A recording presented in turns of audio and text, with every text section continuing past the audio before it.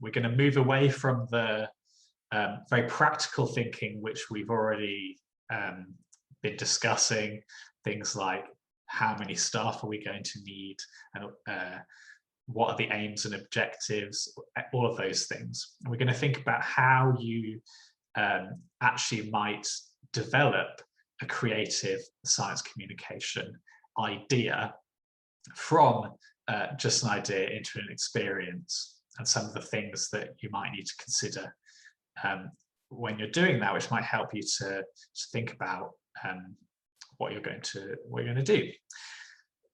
So when I'm planning an event, I like to think of beyond the practical issues, to think about it as designing an experience. And there are, as far as I'm concerned, really three main schools of thought around what an experience is. There's experience as a story or narrative, and so what that school of thought says is that an experience is the personal, subjective stories which we tell ourselves and tell other people about things, events which happen, which are out of the ordinary. So in this school of thought, you're thinking about the story that might be created through your event.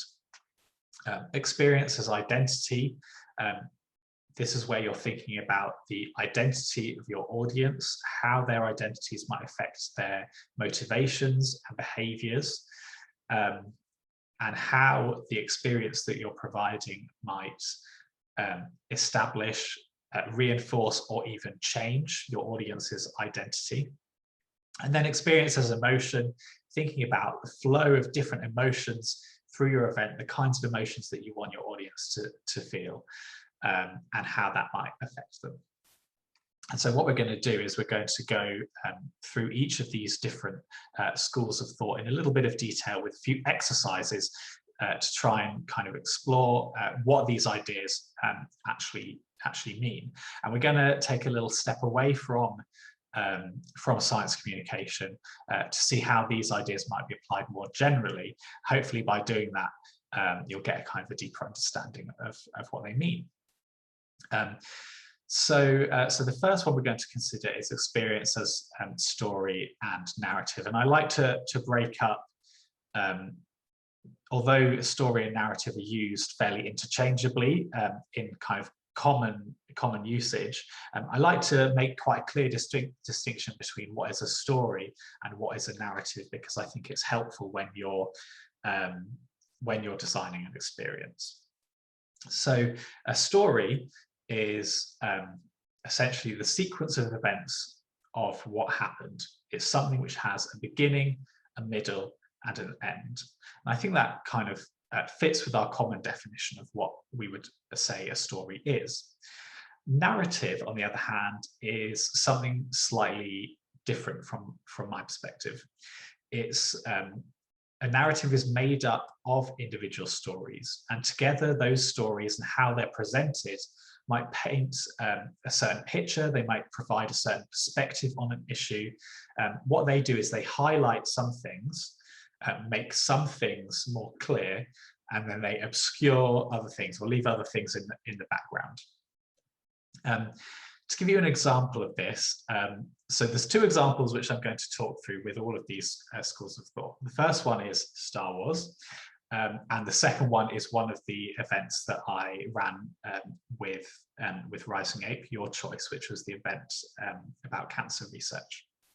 Just to give you two different perspectives, one which may be a bit more fun and one which is more related to science communication. So in Star Wars, and these are up to interpretation, so you might have your own interpretation, but Star Wars, the original film, A New Hope, the story is that the Galactic Empire is defeated by the Rebel Alliance, exploiting a weakness in Darth Vader's Death Star. That is an event which happened in the fictional world of Star Wars. Whereas the narrative talks much more about maybe the positioning of the characters. So for example, the narrative of Star Wars, at least one way that you might portray the narrative of Star Wars, is that Luke Skywalker embarks on a heroic quest to become a Jedi, facing challenges along the way before triumphing in the face of evil.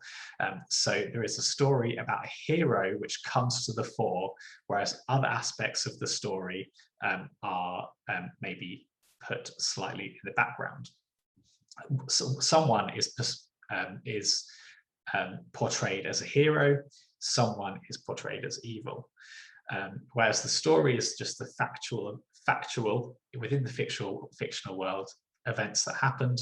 The narrative portrays a certain perspective on those events.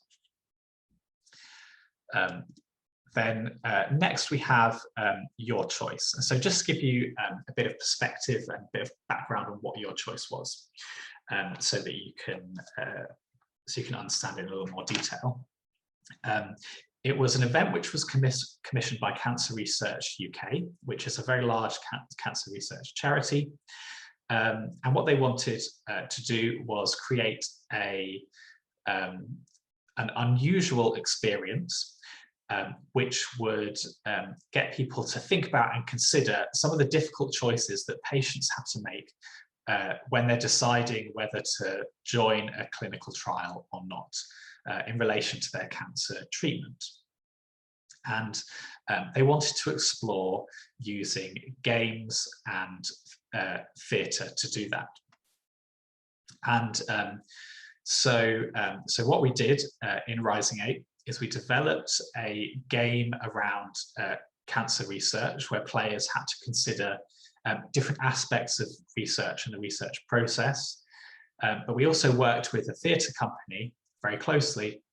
And what they did is they went and interviewed cancer patients. They interviewed people who work on clinical trials, medical practitioners, and they used the words from those interviews to create short monologues which were performed by actors throughout the game to provide context, to provide emotional weight, and to kind of bring through a particular story and a particular narrative about cancer clinical trials.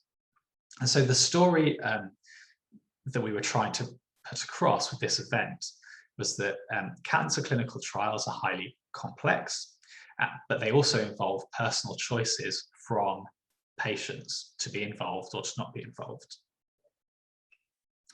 The narrative that we were trying to put forward through this event, which was influenced by the needs and requirements and expectations of Cancer Research UK and their need for this kind of event to gain support from people who might be able to donate to the charity, was thinking about more about a story of cancer patients making very difficult personal choices, the process of consideration, and some of the benefits that clinical trials can bring, but also providing a message of hope that cancer clinical trials can help to drive for a better future, and that hope actually is the reason that people decide to opt in for a clinical trial. So hopefully that gives you a kind of idea from two different perspectives on the difference between story and narrative. So now we're going to go a little bit deeper into story to think about story structure. Because what we find, if you look at lots of different stories, particularly kind of traditional fairy tale stories and folk stories, but also you find it in all kinds of any kind of media which has a story in it. You find it in exhibitions, you find it in movies, films, TV shows, everywhere. Is this particular general structure. And of course, you will always find examples which break these rules in one way or another. And often that's where you find interesting things or innovative stories that break this structure. But as a general rule, I think this structure is a really nice framework to get you to think about what the story of your event is, or anything that you're producing. And I use this framework a lot myself. So You start at the beginning of a story with your character in a zone of comfort. And this character, it could be a fictional character in a world. If you're thinking about a science communication event, it could be the field that you're trying to portray, the area of science that you're trying to portray could be the character in the situation, or the character could be the audience. And this could be a journey that you're trying to take the audience through. You can see this from different perspectives. Then as the story begins, you identify a need. Something changes which makes the character have a need for something. For example, in a heroic story, the character has a lust for adventure, and they need to go off and see the world. Then the character enters an unfamiliar situation, through some trouble, adapts to that uncertainty. Then once they've gone on a quest or an adventure, they find what they wanted. Then, but they succeed at a cost. They get what they wanted, but something else happens. They pay a price. And then the story resolves with the character going back to where they started, but being forever changed. And when it says the character goes back to where they started, it's not necessarily about physically going back to where they started, although it can be, but it can also be in a more metaphorical sense. And you'll see that with one of the examples. We're going to go back to Star Wars. Oh, I did have an example of Star Wars. Well, I'll just talk through it. So in Star Wars, it starts with Luke Skywalker at home on his aunt and uncle's farm in a zone of relative comfort. That's step one. But then he needs something. He's bored of living on the farm. He wants some adventure in his life, but also there's an inciting incident. His aunt and uncle are killed by stormtroopers. So very clear need. He needs something. He needs to go on an adventure, and that's really underscored by the fact that it's no longer safe to stay where he is. He enters an unfamiliar situation. He goes on a journey through space, and meets lots of interesting people along the way. He adapts to uncertainty. So Luke Skywalker begins his Jedi training, for example. He becomes more proficient. He finds what he wanted. So he goes on a mission with Han Solo and all the other characters to rescue Princess Leia, which they do. They also manage to eventually destroy the Death Star. They get what they wanted, but they pay a price. So Luke Skywalker's mentor, Obi-Wan Kenobi, is killed as they're rescuing Princess Leia. There's a big price to pay for Luke Skywalker as a character. And then the character goes back to where they started. So in this case, Luke Skywalker doesn't go back to his home planet and go back to the farm, but he has a new home. He finds a new home. He has new friends, Princess Leia and Han Solo and so on, which act as a kind of metaphorical return, but the character is forever changed. Luke Skywalker isn't just a farm boy he was at the beginning. He's now a hero, Jedi, and he's embroiled with the Rebel Alliance. So hopefully that illustrates, with a bit of a silly example, the steps that you might need to think about when you're constructing a story. And so what I'd like you to do now as an exercise, and we'll do this one individually, is I'd like you to think of a piece of popular media which you're familiar with, and that could be like a movie, a TV show, or you could decide to do something like a traditional fairy tale. That could work quite well. What I would say is that it'd be really good if you try and pick something that you are very familiar with, because we're going to be coming back to that example with a few different exercises as we go through. What I would like you to do is think about what the story of that media is. So what happened? What's the sequence of events? what's the narrative? So what is the message that that story is telling? What do they place in the foreground? What maybe goes into the background? What's really highlighted through the story? And then I'd like you to break it down into those 8 different elements. So where does the story start? What's the process that a character goes through? And what's the change at the end?